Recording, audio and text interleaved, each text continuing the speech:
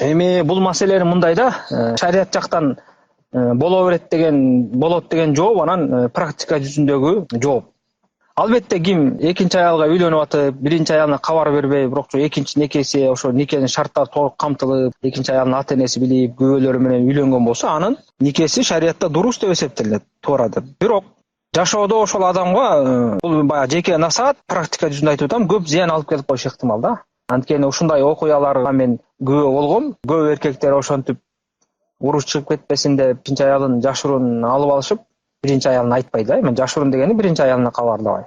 Анан канча убакыттан кийин же жылдан кийин биринчи аялы билип, чоң чачактар чыгып, ызучу чыгып, анан ошону көтөрө албай эркектер же биринчи аялы менен ажырашып, же экинчи аялын менен ажырашып, кээде экинчи аялын жөн эле бир жакшы ажырашпай кууч берип, ушундай кыйналган учурларга дуушар болгон.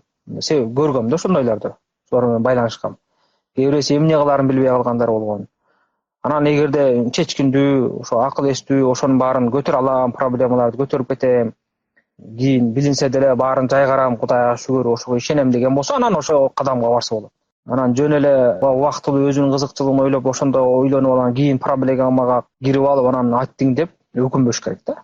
Эң негизгиси ушул нерсеге мен даярмын, ушунун баарын көтөрө алам деген болсо, анда эч ким ага тоскоолдук кыла албайт.